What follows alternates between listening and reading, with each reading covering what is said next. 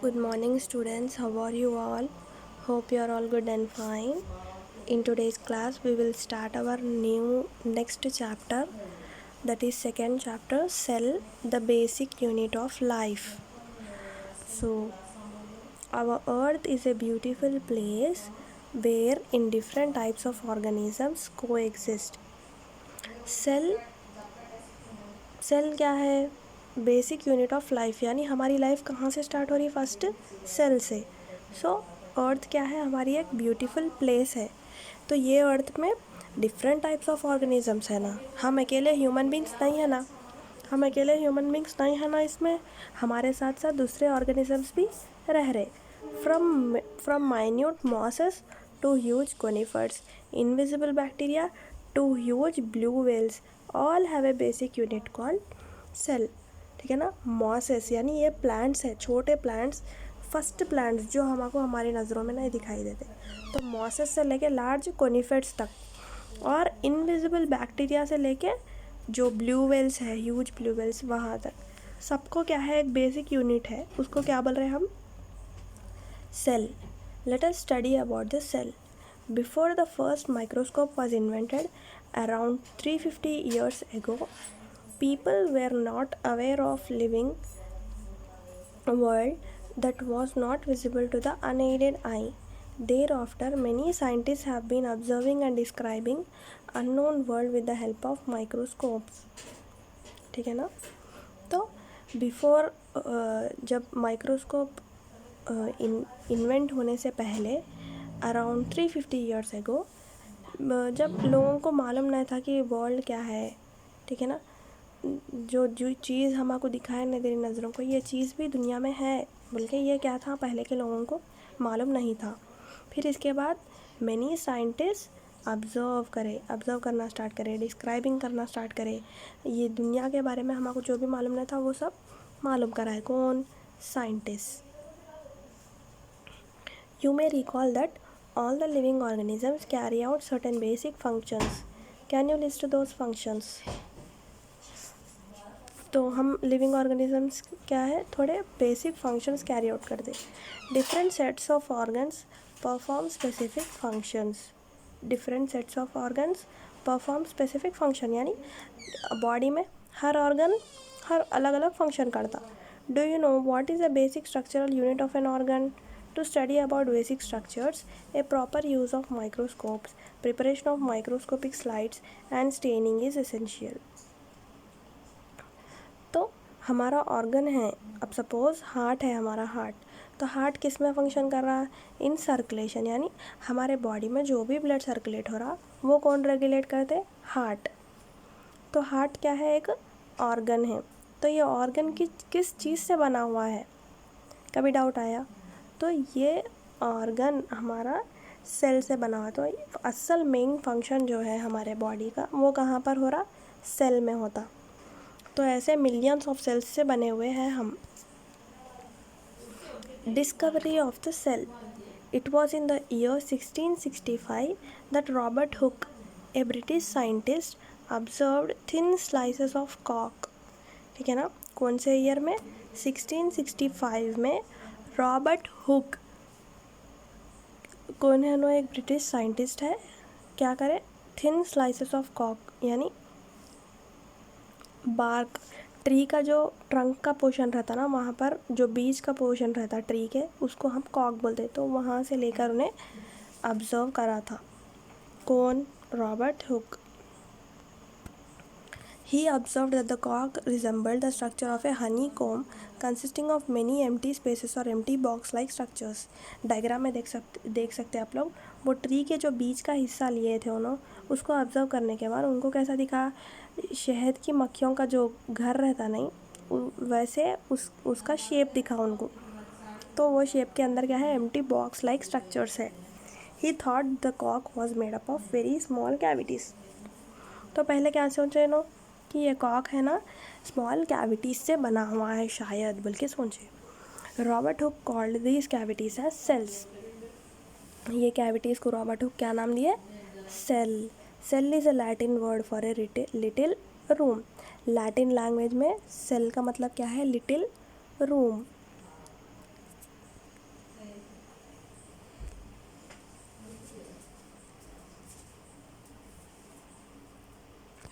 Now let us try to see what Robert Hooke might have observed in the कॉक। तो हम देखेंगे ये कॉक में क्या ऑब्जर्व करे होंगे Robert Hooke. The discovery of the cell by Robert Hooke was a milestone in the history of science. Cells of cork and if matchstick are dead.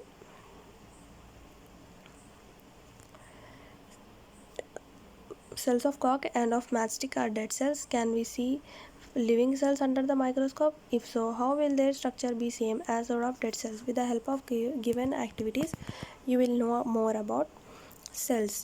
ठीक है ना। तो कॉक सेल्स यानी कॉक सेल्स कहाँ रहते हैं? ट्री में रहते हैं। मैच स्टिक, आप लोग को मालूम है मैच स्टिक क्या है? तो इसके अंदर डेड सेल्स है क्या, यानी लिविंग सेल्स भी रहते हैं, डेड सेल्स भी रहते हैं। तो ये सेल्स के बारे में मालूम करने के लिए हमको ये एक्टिविटीज़ देखना पड़ता। तो observing an onion peel an onion and cut out a small fleshy portion from the bulb. Break this piece into 2 small parts and try to separate them slowly. You will notice a thin translucent membrane holding the pieces together. Take out the membrane, cut a small piece from it and spread it evenly in a drop of water on a slide. While placing the peel on the slide, make sure that it is not folded. Cover it with a cover slip and observe it under the microscope. Draw the figure of what you have observe. ठीक है ना। क्या करना है हमको? Onion का थोड़ा सा छोटा सा पील लेना है और बल्ब यानी ये जो नीचे का पोर्शन रहता ना ऑनियन के, इसको हम क्या बोलते हैं? बल्ब। तो यहाँ के हिस्से से हमको छोटा सा पोर्शन लेना है। Then break it into small pieces. ठीक है ना। पीसेस में ब्रेक करना है। You will notice a thin translucent membrane holding the pieces together.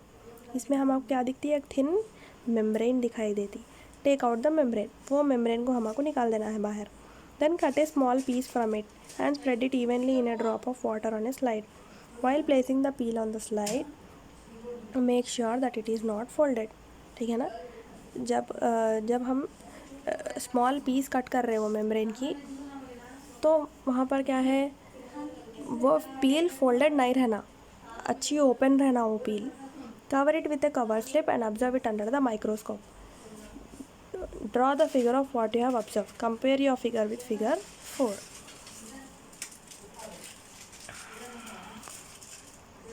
फिर वो पील को क्या करना है? हमको ऑब्जर्व करना है। वो पील को ऑब्जर्व करना है। फिर हमको ऐसे स्ट्रक्चर्स दिखाई देते। ऑनियन की पील में हमको ऐसे स्ट्रक्चर दिखाई देता।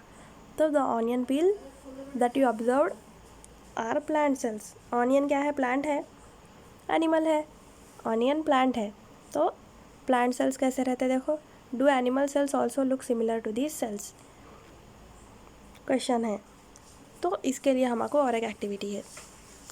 अब प्लांट सेल्स ऐसे दिखाई देते, एनिमल सेल्स भी ऐसे ही दिखाई देते क्या? तो इसके लिए activity 3, observing human cheek cells. You have already prepared a temporary slide of an onion peel. Now prepare a slide of your own cheek cells. Wash your mouth cleanly. Take a clean wooden or plastic spoon and scrape the inner surface of your cheek. ठीक है ना। क्या करना है? हमारे own चीक sales रहते हैं ना, तो हमारे चीक के सेल्स निकालना। हम पहले हमारा माउथ जो है ना अच्छे से क्लीन कर लेना। ठीक है। उसके बाद क्लीन वुडन और प्लास्टिक स्पून की मदद से हमारे अंदर के हिस्से से हमको थोड़ा सा गोश्त का हिस्सा निकालना है चीक से। Keep 2 things in mind. Firstly wash the spoon thoroughly before using it. First using it. Secondly, do not scrape too hard or else you may hurt yourself. Keep 2 things in mind. पहले wash the spoon thoroughly before using it. Secondly, do not scrape too hard or else you may hurt yourself. तो आप लोगों को बहुत carefully आप लोगों के चीक cells निकालना है। Now take the scraping that you have collected. अब जो भी हम हमारे गोश्त का हिस्सा निकाले वो ले लेना and place it in a drop of water taken on a slide. ठीक है ना। स्लाइड पे एक छोटा सा ड्रॉप ऑफ वाटर के अंदर हमको ये चीक सेल लेना है। Then cover the slide with a cover slip. Observe the slide under the microscope. अब माइक्रोस्कोप में ऑब्जर्व करने के बाद हमको हमारा सेल ऐसे दिखाई देता है। ये ह्यूमन चीक सेल है। ह्यूमन का चीक सेल है ये। तो आप लोग डिफरेंस क्लियरली देख सकते हैं। प्लांट सेल कैसा है और एनिमल सेल कैसा है। Next activity 4, observation of nucleus in the onion peel cells. For this you need to peel a membrane from an onion once again. ठीक है ना, अब सेल के अंदर न्यूक्लियस ऑब्जर्व करना है हमको, तो इसके लिए फिर से एक मेम्ब्रेन निकालना, कहाँ से, ऑनियन से। Now keep this membrane on the slide, कहाँ रखना है ये मेम्ब्रेन, स्लाइड पे।